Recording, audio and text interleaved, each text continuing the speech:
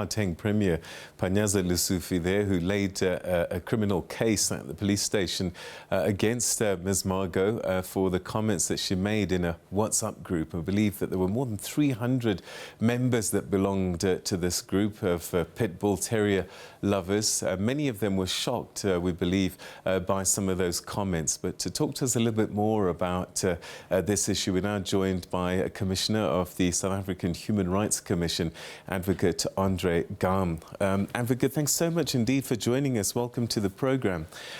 I suppose for many of us, it's shocking that many people can say words like this so many years into the new democratic order.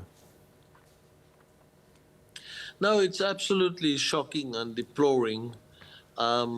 I agree with you, and therefore the Human Rights Commission, from our perspective and our mandate, are indeed looking into the matter quite seriously, and we have already by this time tonight issued a letter of demand to the complainant, or not the complainant, but the person who has uttered these words, and we will most certainly follow up on that.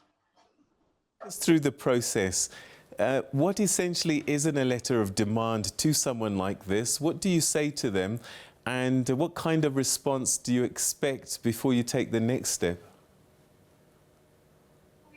Yes, so one need to distinguish here between the criminal process and the civil process. In the criminal process is that of the police and the NPA ultimately, in terms of looking into the criminal aspects, which are basically incitement to violence, as well as, on the other hand, also crimen injuria. Those are the criminal aspects. The Commission is looking into the civil aspects, which is hate speech, specifically, as well as incitement to violence, but more specifically hate speech and the unfair discriminatory issues involved, hate speech, as well as unfair discrimination, and then also the matter of harassment. So that's what the Commission is concerned about, and that is what the letter of demand is concerned about. All right, so but what do you ask her to do? Is it to respond, to say, yes, I did it, I'm sorry? What happens?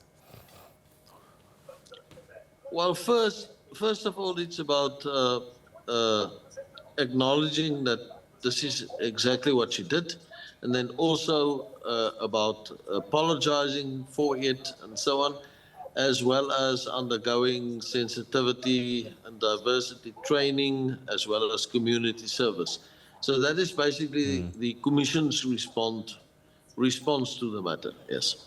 All right, so you know, a lot of people on both sides of this, because there are some people, sadly, who might think, hang on, when does it become hate speech? When does it stop being freedom of speech? Yes, now, so freedom of speech in our Constitution is a very important constitutional principle, but the Constitution also very specifically says that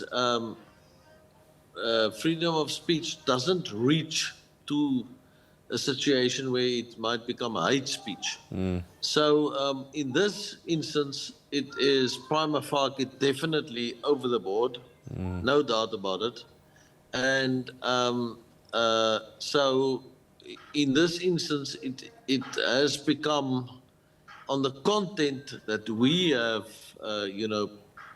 seen, and the whole nation has seen, far beyond freedom of expression, and it is within the realms of hate speech, and it is within the realms of unfair discriminatory speech, as well as also harassment.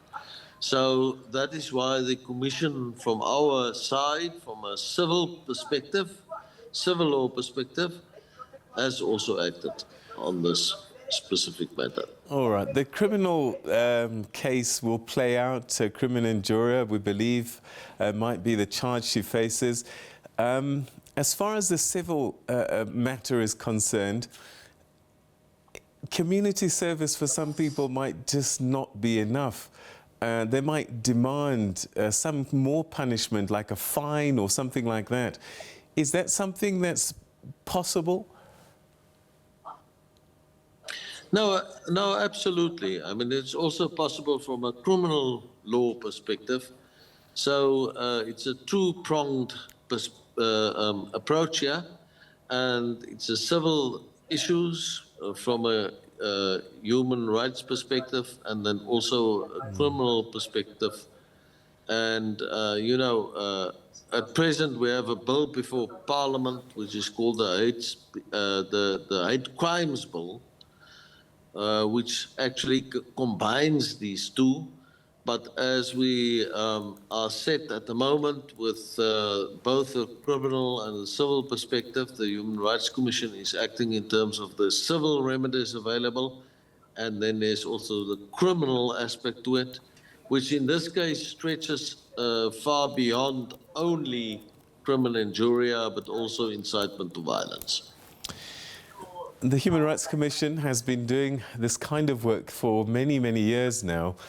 I just wonder if you feel that the work that you've been able to do, bringing people to book in the way that you have, has managed to make a dent in these kinds of attitudes and utterances.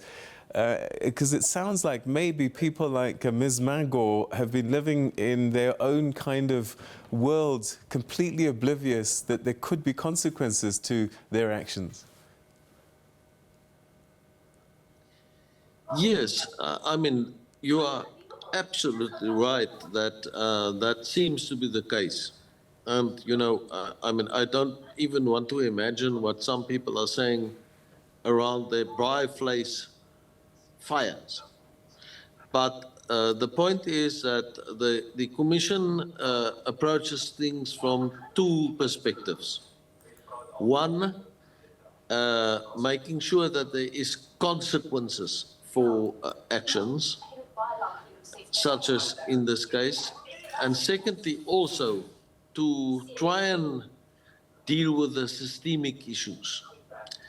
And we have decided that in terms of the systemic issues, the most important way to maybe try and deal with it is do it through schools. And therefore, we are in discussions and collaborations with the Department of Basic Education to make sure that we have in every single school in this country a diversity and sensitivity program. We're developing that specific program that doesn't only reaches learners, but also parents and educators. So it's always a matter of dealing with the systemic issues, but also making sure there are consequences for individual matters like this one. The racial aspect of this is quite clear, it's obvious, and perhaps creating the majority of the anger here.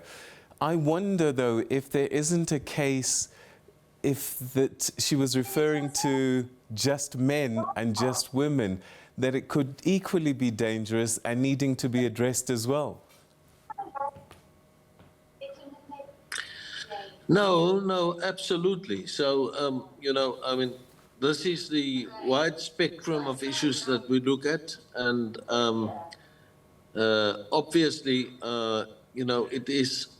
this is one of the most difficult kinds of issues to deal with, because racism is rife in our country, unfortunately. It happens all over the place. And therefore, when it does happen, the Commission has two responsibilities, in my view. The one is to specifically deal with the issue at hand, and the second is to look at more systemic matters in this regard and try and devise strategies and ways how to deal with that. And that is why we're specifically targeting schools.